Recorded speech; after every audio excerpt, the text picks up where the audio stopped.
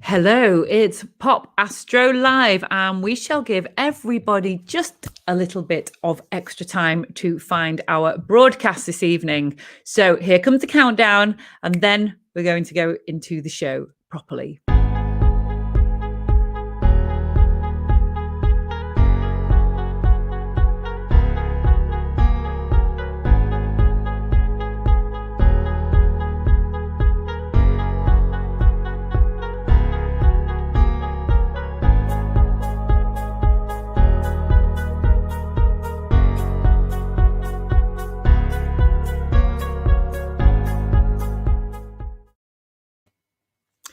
Now, don't worry, popular astronomers. I haven't brought this little character here along to do the show with me. There's quite a poignant story attached to this. Has it got Velcro arms? No, they're stitched together to this sloth thing, which we're going to come to in a minute. So good evening, popular astronomers. This is Pop Astro Live, and tonight we have robots in space and meteors. How exciting is that? Good evening, everybody. My name is Vicky Duncalf, and I am coming to you from a very exotic location at the moment. So, first of all, let's do a little tiny bit of housekeeping. This is your show. We are the Society for Popular Astronomy, and we really like spreading the word of our society so we can educate, entertain, and inform others. So please start sharing this video, and every time you hit share on this video, which you can do multiple times throughout the next hour, you don't have to just do it once, it will propagate and proliferate onto people's timelines. And every time you hit share, a beautiful Orionid meteor will burn through the sky and be captured on camera, because that's the way space works. It's reciprocal. So what have you seen in the sky this week? We've got a very active chat room here, and over the months that we've been doing this, our chat room has been populated by some wonderful characters. Thank you, everybody who contributes, and it's nice to see people starting to make friends. I have actually got some new friends from the chat room, and look, it looks like some kind of quite major forms of lockdown are coming, and this broadcast is designed to pep up your spirits and also to introduce you to new people, because sometimes, online friendships can blossom into really in fact, all of my astronomy friends are people that I've met online, other than a couple of people at my local society. So start integrating, start cross-pollinating. We love it. And meanwhile, let me just turn this heater down. I'm the world's worst striptease. The star scarf with the owls on is coming off. So tell us what you have seen in the sky this week. We got 11 comments already. What's happening here? Hey, everybody. Good evening. It's the man with a million faces and counting. It's Steve Fractals. Hello, thank you. Hey, Brendan, looking forward to this. Me too. This is beyond a shadow of a doubt my highlight of the week. David, hi. Vicky, hi everybody. Simon, whose surname I can't pronounce. Maybe you could just give me a phonetic spelling of that. I'm going to say Holbeach, Holbeche. Who knows? Is Vicky in the laundry room? Yeah, I can prove I am. I'll grab you a nearby. I'm in the laundry room. I'm in the laundry room of some holiday cottages. Because that's where I can find decent internet on Anglesey, and it's gone completely dead here. The mass exodus has happened. So the holiday cottages are normally quite buzzing at this time of night on a Friday. People arriving and unloading. It's just completely empty. The island is emptying. Now, there's only one upshot that I can possibly think of about this, is I get decent internet, but it's sad. And guess what? This little character has been left behind. This poor little character has been left behind in cottage number 8. And there's a note on the table. Now, I think we need to think of a name for this little character. It's the lockdown sloth. What's that? You're missing the little girl who bought you. I'm so sorry. Okay, great stuff. So let us know what you've seen in the sky this week. I have seen some absolutely wonderful sights in the sky. I woke up at about 6:30 the other morning, nipped to the loo, and through the frosted window of the bathroom, I thought the moon looks massive. It's like this big radial blur in the window. And I opened the bathroom window, and what did I see? A beautiful old moon with loads of earth shine. I don't know whether you've seen any of the pictures that we've had, and Venus at kind of 3 o'clock next to it. And so it was just wonderful. So I hung out the window, got cold, went back to bed with a big smile on my face because I'd seen an old moon, which you do have to be up quite early to see that. So also last night I opened the door and looked up, and there was the very late summer Milky Way with a really high Cygnus and really high Cassiopeia. I've not seen the Milky Way for maybe about, God, it must be about a month now, actually. So that was very beautiful as well. Okay, so let us proceed without further ado to our first guest. We have got Ezzy Pearson coming on now. Ezzy is a space journalist and news editor at Sky at Night magazine. And with her new book, she's going to be promoting her new book, Robots in Space, which I received a copy of. It's absolutely beautiful. So we're going to go over to Ezzy in just a moment. Once I press all the right buttons, here she comes. Hey, Ezzy. Hello. Hey, how are you? I'm good. How are you? I am really good. I am on deepest, darkest Anglesey. The skies are fantastic at the minute. What about you? I am currently in lovely, light polluted central Bristol. But we did manage, me and my boyfriend were taking the bins out last night, and we did manage to get a lovely view of Mars over the houses. So that was wonderful. Yes, Mars is really putting on a great show at the minute. Very flamboyant. Yes, I was chatting bright and red. Yeah, God, my ex-boyfriend who was into these kind of things, he said to me the other day, don't forget, Mars is the god of war. And I went, oh, God. You can see why when it's so bright and red and fierce looking, though. Absolutely. So, Ezzy, it's a pleasure to have you on. Thank you very much for the book. I've really enjoyed it. It's You don't realize the tribulations that those little rovers go through. Yeah, absolutely. I think that was one of the reasons why I really wanted to write the book. In fact, this one here, Robots in Space. Beautiful. I love the cover of it. Give us a close-up of that lovely, shiny, tactile cover. Yes, this one actually, there was like quite a lot of thought went into this one, because originally it was just like a bunch of random dots, and then I said, like, why don't you try and make it look like it's some contours of a planet? You know, like it's the view a robot would have of a planet. And so I'm really happy with the way it turned out. Yeah, it's beautiful. Yeah. I love the turquoise color, because whoever says don't judge a book by a cover, as obviously why is that even an expression? That's why covers exist, to help you judge them. But yes, it was the kind of colors of it also were really bringing into the actual theme of the book, which is that whenever people talk about planetary exploration, especially because the whole thing is about robots that have gone out and touched another planet, and whenever people talk about that, they nearly always concentrate on Mars and all the rovers that have been to Mars. And I didn't want to do that. I wanted to look at every single thing, every single body that we'd gone out and touched, the moon, Mars, Venus, asteroids, comets, Titan. There's all these fascinating places we've been, and I've always found them really interesting, and that's why I wanted to write it. Okay, so then, well, brilliant then. Well, first of all, what would you say your favorite rover was then? Oh, my favorite rover? Oh, that is tricky. I'm going to go a little bit off field and say Lunokhod 2, which is actually one of the Soviet rovers that has ended up on the moon. And I believe that is the one that was bought by a games designer, Richard Garriott, and claimed in the name of his character, Lord British. And it was one of the first rovers. It was quite advanced for its time when you actually learn about it. And it's almost been entirely forgotten these days. So Lunokhod 2, that's my one. Lunokhod as in fish and chips cod? Lunokhod is Khod, which means moonwalker in Russian. Oh, okay. So, all right then, yeah. Just thinking about the nice fish and chips I had for my lunch. It's Fish Friday today.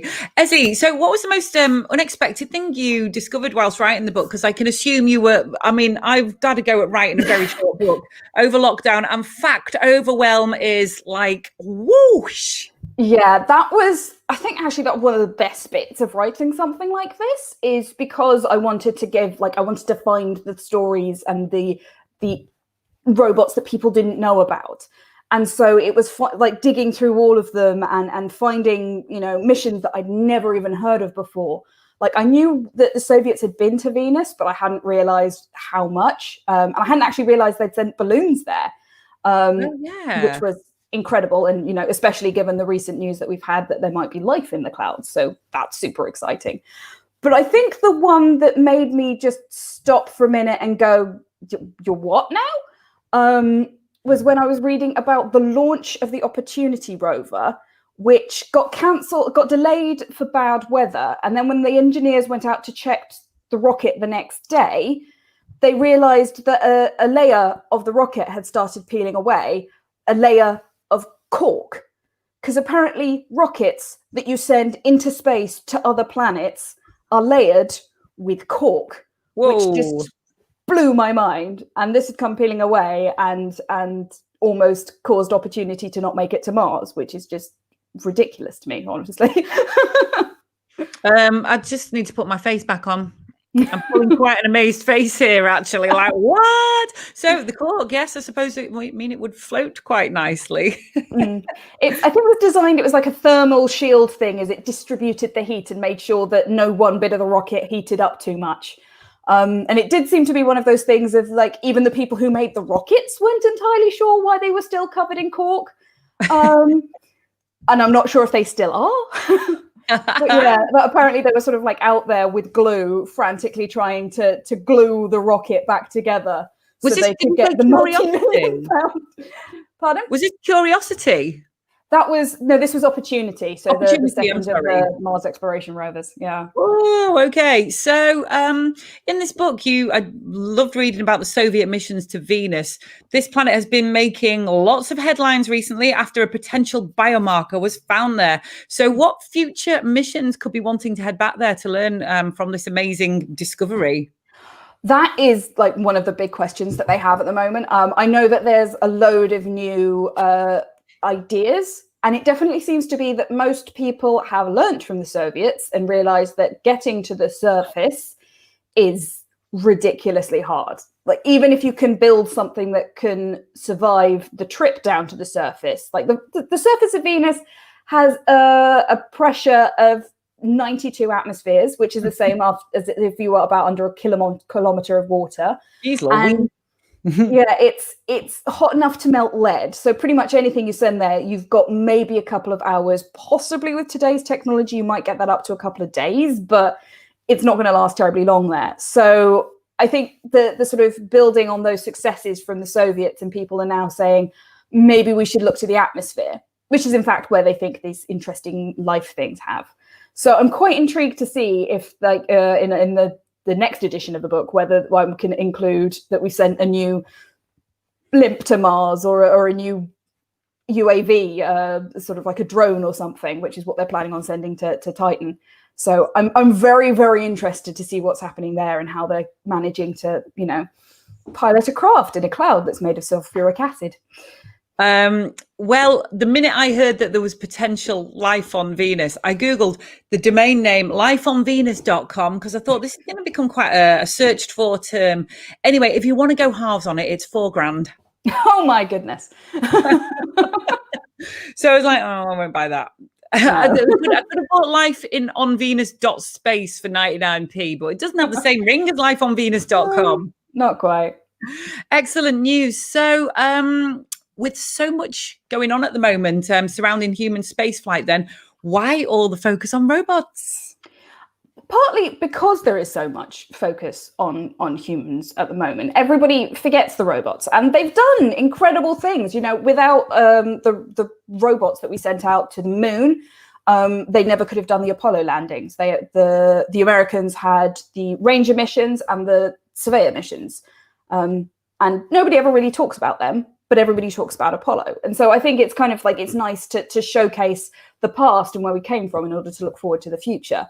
And also there's this kind of narrative that it's either or, where in fact, probably as we explore further out into the solar system, we're going to have to do both together. You know, robots can only do so much, but without them, you can't have human missions, because they'll probably end up you'll have robotic missions going to Mars. I mean, you've had all of the rovers, which have been telling people how to land and operate on Mars.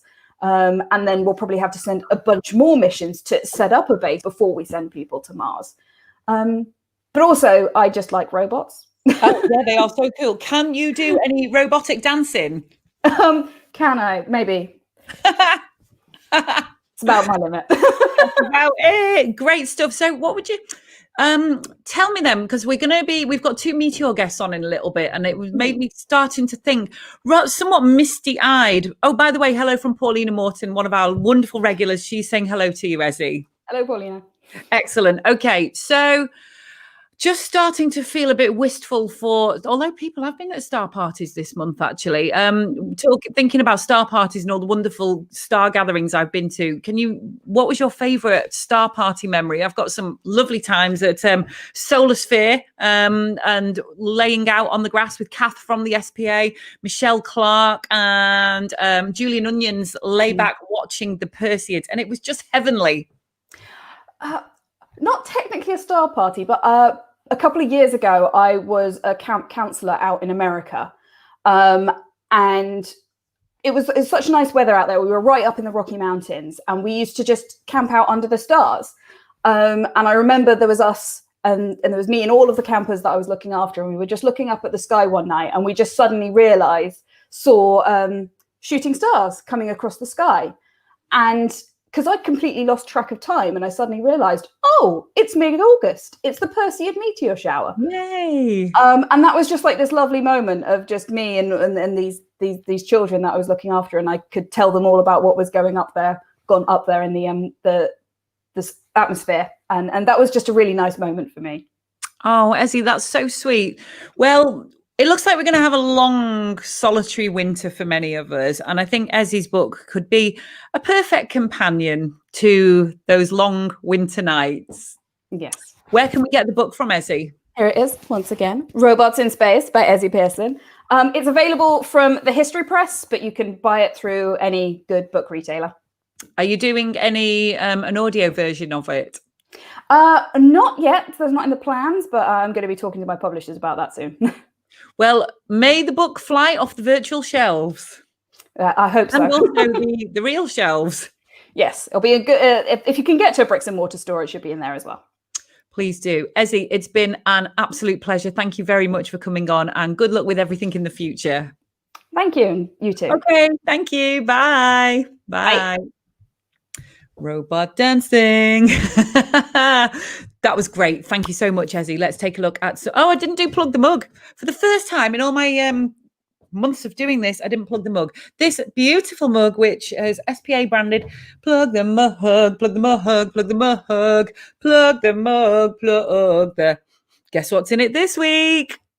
Knockoff Sprite. I thought I'd upgrade my drink from musty water out of the old tap that nobody uses to some knockoff Sprite that a friend left in our house, and I can't even remember the name of it. It's some sugar-free lemon and lime drink designed to look like Sprite, and actually, oops, it's not that bad at all. So hello, David Miller from Galloway Star Camp. Is that where you are at the minute? It must be wonderful.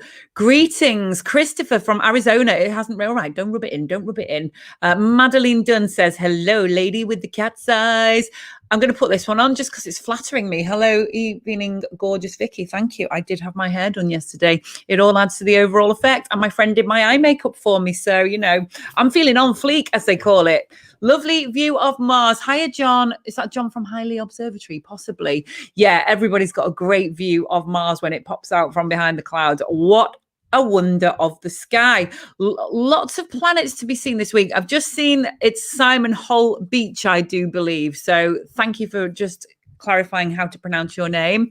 Good evening, all from Oxford. Lovely. Jed, evening, Vicky. Greetings from Gerard on the Wirral. Dazor says, hi, all. Hull Beach. Thank you for pronouncing that correctly for me. Gwyneth, hi, I'm nearby. Hello, where are you, Gwyneth? Can we be friends? Lonely Island on Anglesey. Any new Astro friends in the vicinity? Maybe we could do some socially distanced astronomy. Oh, no, we can't because it's looking like we're going into the circuit breaker lockdown soon. Okay. He is so sweet. Yeah. The sloth that has got left behind by a lockdown tourist is really sweet. if he's still here next week, I'm going to adopt him and look after him until he is claimed. Let's have a look. What about Frosty? He could be a good little name. Although Cosmo, I think we'll call you Cosmo. Cosmo really likes his new name. Thank you very much. Super picture and connection tonight on Facebook, YouTube, and Twitter. Do you know why, though? Right. It's because there's a big long wire here that comes out. I can't show it yet. Hang on. This wire, we found the telecoms cupboard here, and we're not on the Wi-Fi anymore. We're going direct into it. It's only taken me 5 months to find the mainline internet that comes into the holiday park. And where's it gone? The boyfriend, yeah, he's cut. We couldn't get into the cupboard. It was locked last week. It was absolutely terrifying. I tell you, this show gives me grey hair, honestly. This is the key to the telecoms cupboard. Johnny cut that yesterday with a hacksaw, and it worked, and he'd never cut a key before. Isn't that so impressive? So it means I've got a key to get into the laundrette at last of my own, and a key to get into that all-important telecoms cupboard. It's only taken me 5 months to sort this configuration out. So hopefully no more internet problems for Vicky. Right, we are now going over to Mark McIntyre, who is our SPA section director for Meteors. Are you ready, Mark? 3, 2, 1. Hey, you're on mute, love. Mute. I remembered now. Hi, Vicky. How are you doing? You're right, Mark. Oh, hello, Mr. Tackley. How are you? Yeah, not so bad. Not so bad. It's cloudy here again, I think, but we can hope for some clear skies. Yeah, you can always hope and pray. So, what have you been up to, Marcus? Not a great deal, really. It's been cloudy and rainy here, so not much chance for any astronomy. Mostly processing all my meteor data from the last many years. So. Oh, well, there you go. Yes, because Mary was on last time. She always liked to talk about just like how much data processing and databases you like to build. Yes, too much. If I told you, I swear on my life, I can't even draw a single box on a spreadsheet. No idea how to do that. So I'm impressed by anybody who can draw a box on a spreadsheet. So, Mark, we've got a meteor shower. It's the Orionids. It's actually on my birthday, October the 21st. I don't believe I've ever actually seen one. Yeah, so the Orionids, it's next week. It's one of twice a year that we pass through the tail of Halley's Comet, actually, or the debris from Halley's Comet, I should say. And yeah, it's going to be next. Well, it's kind of a broad peak, but it's next Tuesday, Wednesday, Thursday. If the skies are clear, you should see up to about 10 meteors an hour, probably. 10. Yeah. Have you ever seen one? An Orionid, yes. Yeah, I've seen a few. Okay, great. Now they have a property that's different from, say, the Perseids. Are they quite faint, but with a nice, long-lasting train? Is that correct? I think so. They're also quite fast moving. They're usually doing about sort of 50 to 60 kilometers a second. So they do appear quite swift by comparison to some. I was going to say I worked out it was on Wikipedia. It said that they're 41 miles per second. So if they'd be from Anglesey, where I am now, over to Liverpool, roughly as the crow flies, in a second. I thought that was very impressive. It's always amazing how fast meteors are going when you look at their velocities. I mean, some of them get up to 70 kilometers a second. They could get from you to me in about 2 seconds. Whee! Pretty amazing. And there's actually 3 other meteor showers at the moment as well. I don't know if you were aware, Vicky, but there's the northern Taurids are still going on, and the southern Taurids, the northern Taurids and southern Taurids overlap, and they're going at this time. And there's also the Eta Geminids, I think it is, that are going on as well. They're a bit fainter, but they're all around about this time of year. So it's quite a busy time for meteors, actually. Oh, so there's multiple showers going on simultaneously then. So it's obviously going to be quite difficult to tell what's what then. The Geminids, the Eta Geminids and the Orionids are actually quite close together where their radiants are. So they are actually quite difficult to separate. I think visually you wouldn't be able to tell the difference. If you're doing it with cameras and that kind of thing, you might be able to tell a bit better. But the other showers are in a slightly different part of the sky, so they should be more obvious where they're coming from. So hopefully, if we do get some clear skies, you might see some of all those showers. Wow, so there's lots going on then, is there? Yeah, I mean, it's a busy time of year. I mean, the spring is always super quiet for meteors, and as we get sort of further on in the year, it gets busier. You know, we get the Perseids, and then there's a bit of a lull after that, and then it gets busier again. And then, you know, as we get more toward the end of the year, there's more and more. I'm not quite sure why. I think it's just how the Earth's orbit works. But yeah, it's usually pretty dull at the start of the year, and it gets more exciting as we go on. I did not know any of that, Mark. That's really interesting. So, and we've got much longer nights in winter. So, obviously, if there's no cloud, getting out and doing some meteor spotting is a lovely hobby. Look what I've got. Do you know what that is? That's a torch. It is a torch, and it is my new Celestron Elements torch. This right. thing, not only has it got a power bank in it, it's got a hand warmer in it as well. Ooh, nice. It is a beast. It's an absolute beast. It's like I used it the other night while I was out stargazing. It makes all the difference. It it keeps your fingers warm and supple. I bet Mary would like it actually. It keeps your fingers lovely and supple for operating your gadgets as well. And it'd be great if you were meteor spotting, because quite often, you know, when we're out meteor spotting, we're just sitting in a deck chair for like 4 or 5 hours at a time, and your hands get cold then. I can tell you. You got to keep them out as well. You got to make notes as you're going along. Oh my gosh, yeah! I forget that you're like so deeply into it that you will have a pen and paper. Oh yeah, absolutely. Each time you see a meteor, you make a line on the piece of paper, and then at the end of the night, you can go in and count them. See how many you've seen. Okay, it's really easy to lose count, isn't it? Oh yeah, absolutely. Yeah. You need a little one in, one out door clicker thing. You do, yeah. That would do the trick as well, definitely. Give us your tips for a comfortable evening sat watching meteors, Mark. What's your setup? Well, Mary has a nice recliner, and I've got a deck chair. Wrap up really warm, especially at this time of year. It's going to get chilly. Get yourself comfy, so you're kind of looking up at about 45 degrees, and just relax. Just relax your eyes, relax everything, and just kind of let everything kind of happen. And don't worry about focusing on any one place. Just look at as much of the sky as you can, and you'll see loads. You really will. And of course, if there's two of you, sit back to back so that you see different parts of the sky. And then you can shout, "Oh, did you see that one? No, I missed it. Oh, no," to each other, which gets quite competitive. You could just lie. Yeah, of course, yes. Whoa, did you see that bowline, Mary? No, I've not seen any. Exactly. We've got a couple of questions coming in here. Jeff is asking, what's your favourite meteor shower, Mark? That's a tricky one. Probably the Perseids, just because, you know, it's summertime, it's not quite so cold, and it's usually pretty spectacular. Although, having said that, I think the last 2 years, the Perseids has been basically a thunderstorm's happened each night. So 2 years ago, we were at Solar Sphere, nearly got blown off the mountainside. That was the one I didn't go to because my tent was too old and vintage. And that's a long time since I've been to Solar Sphere. Now it's just receding off at light speed. Well, we were in an inflatable tent, which kept getting blown flat by the wind.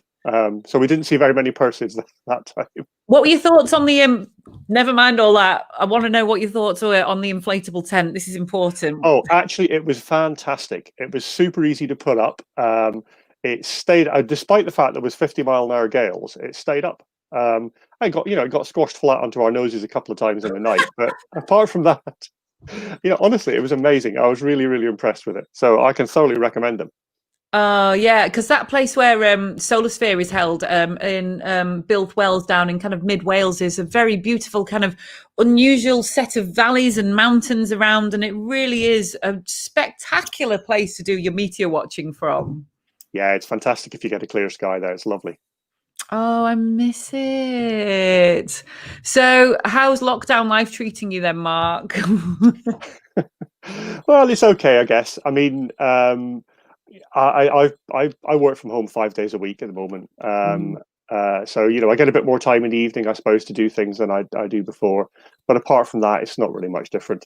The nature of what I do for work is something I can do from home. So I'm lucky there.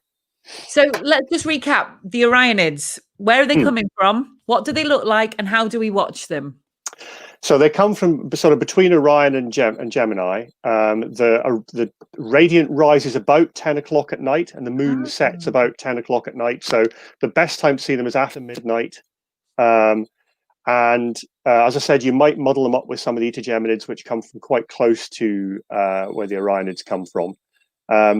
So Orion will be rising in the east, so you need to probably look either north or south to see them best, and then they should be going across your line of sight. If you look straight at the radiant, all you'll see is a point of light as they come toward you. So you should always look a bit away from the radiant. Yes, I've seen those. Like, you'll just see like what appears to be like a full stop appearing on the sky, Yeah, and you realize it's a point blank meteor, isn't it? Coming straight at you, exactly. That's really, I mean, it's like, let me know if you've seen one of those in the chat room, because it's like, did that star just go out? But then it's like I say, you're looking down the barrel of a meteor. Right, we've got some nice questions coming in here, Mark. Do you know anybody who's having the radio detection running in case it's cloudy? Probably you. Me. Yes, actually, there are 2 or 3 people that I've been speaking to who've set up equipment now. And I'm hoping that several of us will have rigs running during, even if it is cloudy. And it is great because you can run it during the day as well, and you'll pick up daytime meteors as well as nighttime ones, which is cool. What noise do they make? Pew! It's kind of a ping noise, yeah, exactly. I also pick up a lot of satellites and Starlink, unfortunately, on my meteor equipment, but I can kind of filter those out.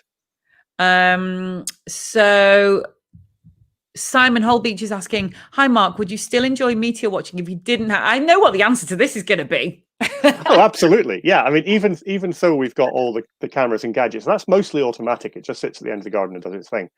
Still go out and sit in a deck chair and watch. And actually, it's good because you can just leave the cameras doing their thing, and then you're not having to worry about, can you take a picture? Have you missed something? You just sit and enjoy it. And absolutely, yeah, Mary and I will be out in the middle of the winter, for the Geminids and the Quadrantids, just sitting out there, getting very cold, but watching. The Sky at Night definitely need to come out and do a feature about you two, as probably one of the other than maybe Jonathan Harty and Tracy Snell, as one of the most astroed up couples in the universe. We should have is it like Mr. and Mrs., but like for astronomy couples? That'd be a great feature, right? Log that one. Must do that. So, Mark, sorry. No, I was going to go. You go ahead now. No, it's all right. I was going to completely change the subject, so please carry on. I was just going to say, a few years ago, we were on the One show because of the observatory shed. So that was, there was a lady in her shed special about Mary and the observatory shed. So.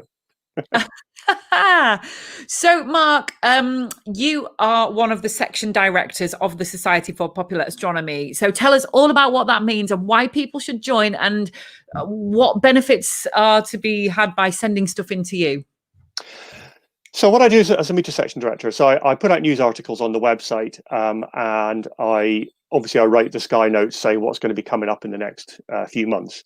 But I also write the section reports, and the section reports really is me collecting information from the members about what they've seen. So if you've seen something interesting, if you've seen a meteor or a fireball, or if you've seen something that doesn't make any sense to you, then just get in touch with me. And if I can include the information in the next magazine, then I'll do that.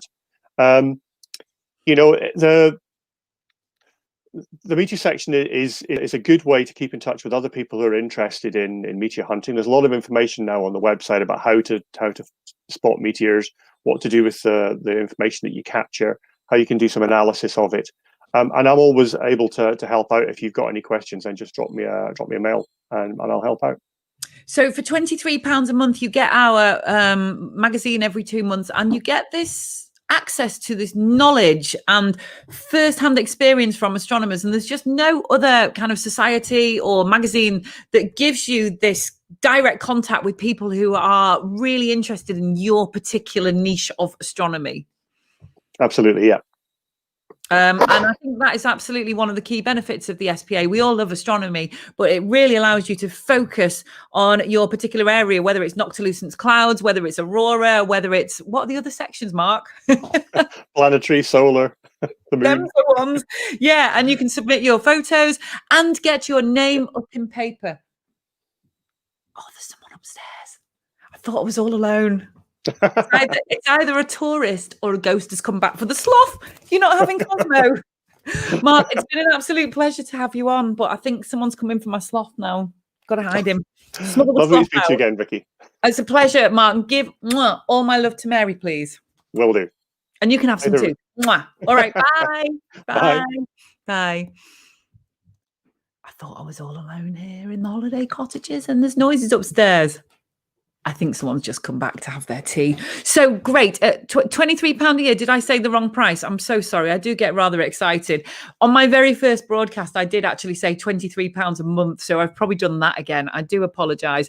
Hello, Pedro. Hi, everybody. Helena. Greetings, fellow pop astronomers. And Kath. Lovely, Kath. We love you so much. Really hope for some clear nights soon to sit out looking up. That is great stuff. I am just going to hide the sloth. So that was Mark, section director of the SPA. I've got a trivia question for you. Just let me have a twiddle on here. Trivia questions on meteors. How well were you just listening to what we were chatting about then? The Orionids. First one to answer in the chat room, what comet are they associated with? First one to answer in the chat room wins a cuddle off Cosmo, the lonely sloth. It's £23 a year, obviously, access to the SPA membership. So first one to answer in the chat room, what meteor, comet tail produces the meteor shower? The Orionids. Let's have a look. Who's going to be the first brain of the SPA to answer in the chat room? We've got Tim Gregory coming on in a minute. Very exciting stuff. Well done, Simon. It's Comet Halley. Well done to you. Oi, they're all flooding in now. Steve Fractals, you're quite right as well. And Sandy, well done. Just going to check. Tim should be coming on any moment. Let me just check to see that he's okay and has got my invite. Okay, let me just check that I sent his email to him. Tim is definitely on the list there. Oh, he's just a couple of minutes late. It's fine. It's fine. Okay, next question about meteors. The Leonids. They are a mid-November shower. They are fast, bright meteors with mighty fine trains. First person to answer in the chat room without Googling. Don't Google, it's just not worth it. What comet are they associated with? The Leonids, mid-November. What comet are they associated with? And we're just going to go over to Tim Gregory, who has thankfully appeared in the green room. Tim, you're coming on in 3, 2, 1. Hey, Tim.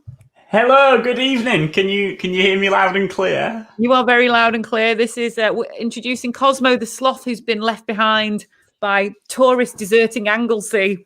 Wow, fantastic. So someone might come for him in the dead of night and take him from me, but he's mine for now. I love the backdrop as well. That's marvelous. Just bear with me. Hello. Hiya. Are you all right there? Give me a kit. Sorry, I'm actually no problem. Wait. No problem at all. You're right there. It's okay. Can you just sit on the table there, please? Yeah. What's the key for? Oh, okay. Thank you very much. I'll see you later. I'm just doing a live video. Catch you later. Oh. The only place, Tim, I can get internet is in the laundrette of the holiday cottages where I live. So, wow, it's funny you say that because we've only just got Wi-Fi 2 days ago. We've just moved house, so this is why my setup's not that great light-wise. And we had no Wi-Fi, which was quite interesting.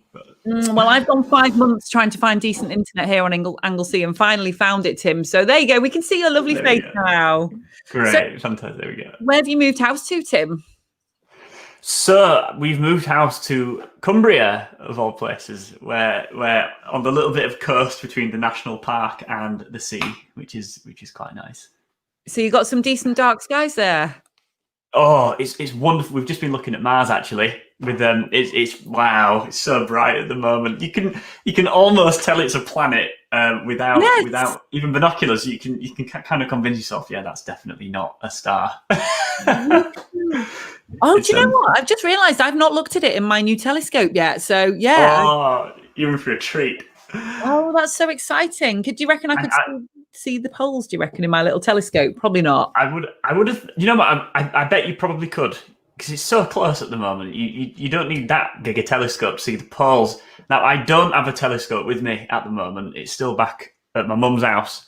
But I do have a pair of binoculars, and they're only times 10. I just use them for bird watching, but you can tell it's a disc. You can tell it's not a star, even through some relatively low magnification binoculars.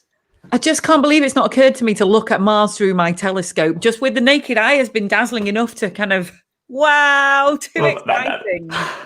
That's your evening sorted.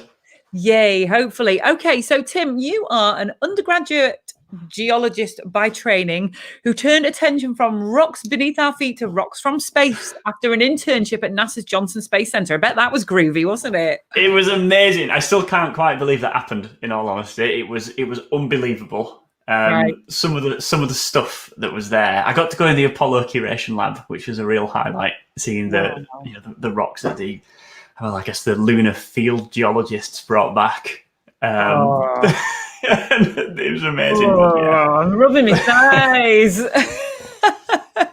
Seriously, that's amazing. So you've done a really kind of amazing PhD in cosmochemistry. Yeah, I was really fortunate that I got to do such a cool PhD. And people often ask me, how did you find a PhD in cosmochemistry? Because it's not something that you learn at school. It's not a subject that most people have heard of. And in all honesty, the way that I found that particular PhD was going onto Google and typing in UK PhD meteorite. And my project was one of the first ones that came up. So there we go, like a bit of Googling, and it can get you places, it turns out. So. Well, that needs to be their new marketing strapline. Google gets you places, because it really does, doesn't it? Where did you think about Google? I know, tell me about it. So. And so during your PhD, no biggie, you did a PhD and simultaneously wrote a book, Meteorite, the stones from space that made our world, yeah? Yeah, I'm not quite sure how I managed to do that, in all honesty. Honestly, I think I think a large part of the reason why I managed to fit that in while doing a PhD was just the fact that I lived on my own, and I had a lot of spare time on my hand. Well, outside of the PhD, what little spare time I did have, I could really dedicate pretty much solely to writing this book, which is what I did for about 18 months, and it's out now, and people can buy it and read it. Can you give us a little waft of it in front of the camera, please? Yes, I've got a copy here. Let's have a look. The book is called Meteorite: The Stones from Outer Space That Made Our World, and I didn't design the cover. Some very talented graphic artist at my publisher designed the cover. So I'm allowed to say, without feeling too big-headed, that the cover is beautiful and it shimmers in the light, like I guess all good space books should. Yes, because Ezzy's book, who was just on prior to you, Ezzy Pearson, her book Robots in Space has got a very similar cover to that with sparkly bits on. Yeah, bringing a bit of joy to people's bookshelves in these strange times that are 2020. So that's it, and I guess as the title suggests, it's a book all about meteorites. It's where space meets geology, and I wrote this book really with the only prerequisite that you need to understand and enjoy this book is the time to read it and an interest. You don't need any sort of formal qualification in science. It doesn't matter if you know loads about science or don't know anything about science. There's pretty much all of this book is accessible for somebody without any background in science. Although in parts I don't shy away from delving into some quite nitty-gritty details, because that's often where the pleasure is found in science. But it's very much written for someone who has an interest rather than a strong background. So there's something in there for everybody. Our lovely Kath of the SPA is saying, I don't think I can wait till Christmas because you read your books. Oh, Kath. That's very sweet. I can't. Yeah, it's really strange because I spent so long working on this, and I really feel like, well, a lot of my brain went into it. A lot of the, I've read extensively in the scientific literature. I've done a PhD in the subject. I've published my own papers on the subject, and so a lot of like brain went into this book, but also a lot of heart went into it as well, because it's a subject that's really close to my heart, and I really wanted to do it justice. And so I feel like a lot of myself went into this book as well. And while I was writing it, I don't know, I guess I never really thought that it would happen, but I never really thought one day people will be reading these words and these words will be sat on somebody's bookshelf. And now that people are starting to read it and getting in touch with me saying that they enjoyed the book or they've got some questions or, it's led them down this path to read other books on a similar subject. That's honestly the best bit about this whole process. Oh, that's so nice. I mean, I've occasionally mentioned the fact that I attempted to write just an information book over lockdown that was only 80 pages and it nearly killed me. So kudos for that. Looks like quite a meaty tome. How many pages are in it? That's a really good question, actually. It's just shy of 300 pages. And it's funny, I had to cut about a third of the manuscript when I delivered it to my editor because it was a little bit too long. And she sent it straight back, which is totally fair enough, and said you need to cut a third of this before I even look at it. So it's fair enough. But I must say that the best bits made it. So Oh, that's so lovely. Okay, so the book is about meteorites. Where do you get them from? Great question. Right, so meteorites fall pretty much evenly all over the Earth. And so most of them fall into the ocean because, of course, Earth is mostly covered in ocean water. And of the approximately 60,000 meteorites that are currently in the worldwide collection, 2/3 of them come from Antarctica. It's like a gold mine for meteorites in Antarctica. And there are a few reasons for that I go into quite a bit of detail in my books. Antarctica is really important for meteorite studies. But one of the reasons why Antarctica is so good is because meteorites are generally quite dark when they've fallen. And they stand out like sore thumbs on the bright snow. So they're quite easy to spot. But I've unfortunately never been to Antarctica to look for meteorites. I have to buy mine from meteorite dealers, which I think is probably the second coolest job title to cosmochemist. If someone asks you what you do and you're a meteorite dealer, that's pretty neat. And maybe astronaut comes top of that list, but meteorite dealer certainly in the top 10. And as it happens, I bought the meteorite that I studied for 4 years for my PhD from eBay, of all places. So there you go, meteorites on eBay, and I have confirmed its extraterrestrial nature, and the dealer got a 5-star review as soon as that happened. So. Which meteorite was it then? So it was a meteorite called Northwest Africa 4502, which is not the kind of most exciting name, but as the name suggests, it was found in Northwest Africa, where tens of thousands of meteorites have been found, and there are still pieces for sale on eBay of that meteorite. So if you fancy yourself a bit of oldest rock in the solar system, go grab a piece of Northwest Africa 4502. Maybe it'll fit nicely in a Christmas stocking, something like that. Well, don't put a meteorite in a Christmas stocking. yeah. And certainly don't drop it. Whoa. Okay. So controversial question for you now. Has life ever been discovered in a meteorite? That's a great question. And I hate to be the bearer of maybe disappointing news, but I am a scientist and I'm guided by the evidence. No, evidence for life has never been discovered in a meteorite. There was a little bit of a stir in the 90s with a meteorite that was discovered in Antarctica, actually. And this particular meteorite was an incredibly rare type of meteorite because it originated from the lovely red dot you can see in the sky tonight. It originated from the planet Mars, which, just as an aside, is one of the most mind-blowing things I think is about in the whole of cosmochemistry, is that we actually have rocks from the surface of Mars here on the Earth, and we can study them under microscopes and tease them apart on the atomic level to study the Martian surface. Anyway, this particular meteorite in the paper came out in the early 90s, but the meteorite was found about a decade before. Some researchers at the Johnson Space Center actually cracked this meteorite open and looked at it under an incredibly powerful microscope called an electron microscope. And they claimed that they saw the fossilized remnants of Martian microbial life, which is quite the claim. And as Carl Sagan said, extraordinary claims require extraordinary evidence. And so immediately the sort of global cosmochemistry community went into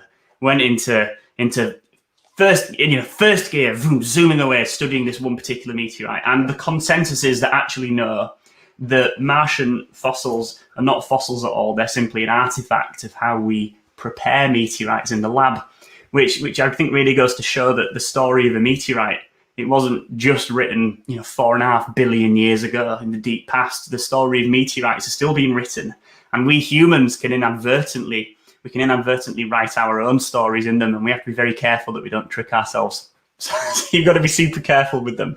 But, and I'll just touch on this really briefly, there are some meteorites that are chock full of organic chemistry, really complex carbon-bearing molecules. And some of those molecules are a class of chemical that we call amino acids.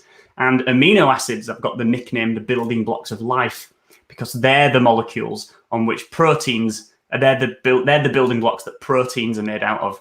And all life on Earth, as we know, are made of amino acids and proteins and very similar chemistry. And so while life has never been found in a meteorite, the chemical precursors for life have been discovered in abundance. That is undoubtedly true. Oh, wow. There we go.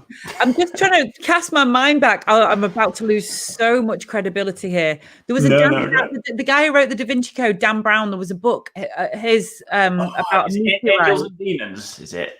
No, it was a different one where it's not a conspiracy, but it's kind of like a big ploy about a meteorite that's fallen, and they're trying to trick the world with life. And actually, it's really, really good, because right. Nail-biting, imprecise, improbable science. That's your book. Hey, I'm down for that. Actually, I quite like that kind of thing. My sister has read that book, and she got me to fact check all the bits that had the mentions of meteorites in them some years ago, and it was actually not that bad. I thought it was quite good. I mean, Dan Brown, you don't read Dan Brown to learn much about science, but he clearly did speak to some cosmochemists to write that book. It was not too bad. Yeah, I really enjoyed it. I'm sorry, it's really not cool to say you're into Dan Brown books on a science podcast, but for twists and turns and structure, very nice. The more you know.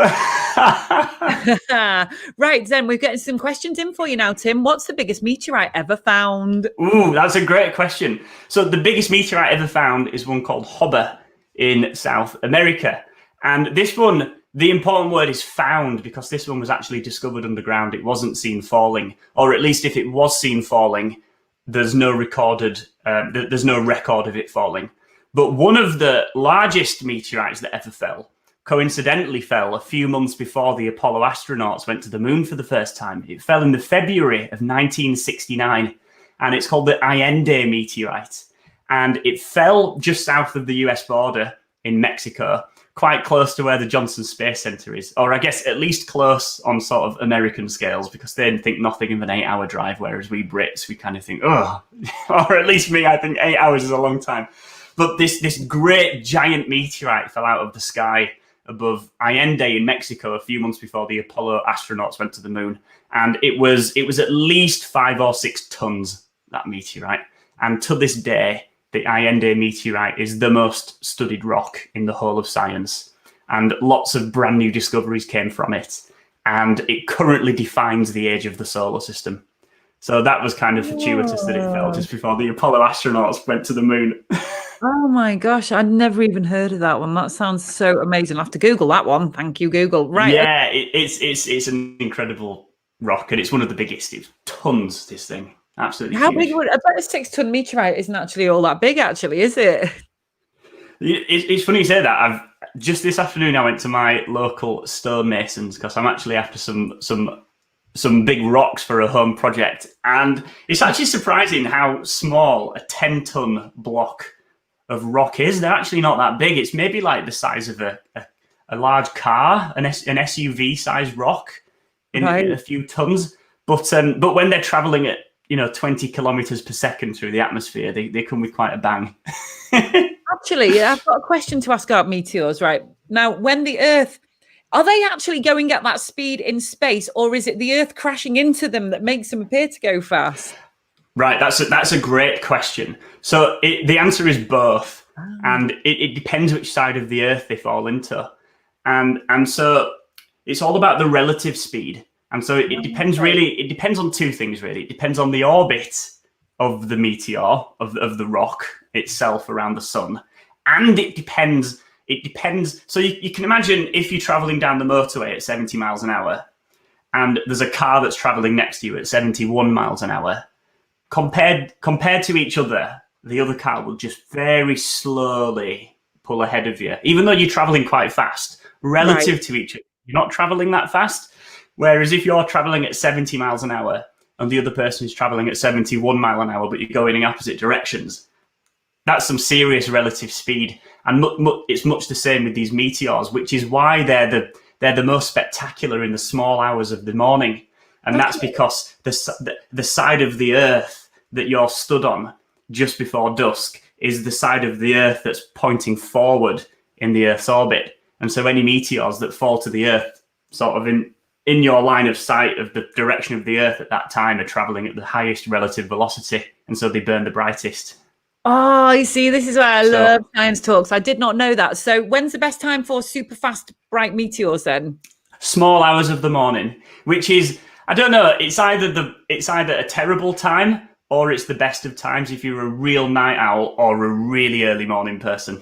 It's a great way to mess up your body clock, staying up for a few nights looking for meteors. It absolutely is, but it's worth it. Okay, so where's the best place, asks Bob, with what a great Facebook avatar you've got. Where do we get constellation faces from, Bob? That is fantastic. Wow. I really like that. Yeah, so where's the best area to find meteorites in the UK then? Right, so unfortunately, pretty much nowhere in the UK is good for looking for meteorites, because unless you see a meteorite falling in the UK, once it's fallen, it's very difficult to spot it against the background of all of the vegetation that we've got and all of the rocks that we've got as well. So most of the meteorites that are found not in Antarctica are actually from the desert.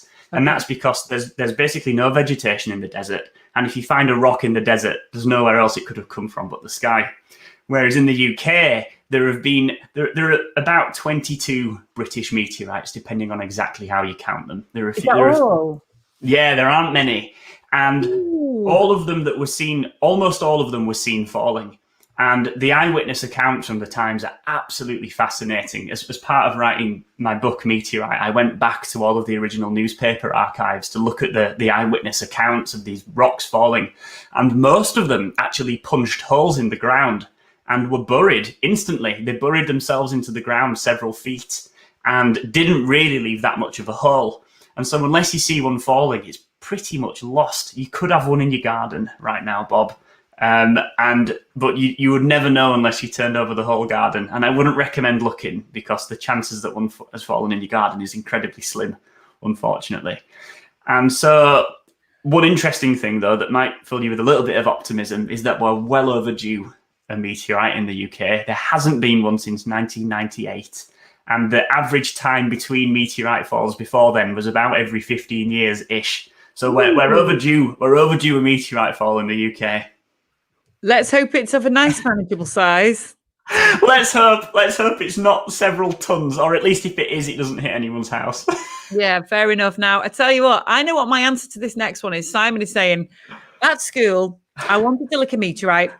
Do they taste of anything? Yes, they taste very strongly of metal. What are your thoughts on that? So you're dead right. The iron meteorites taste very strongly of metal. I wouldn't recommend it.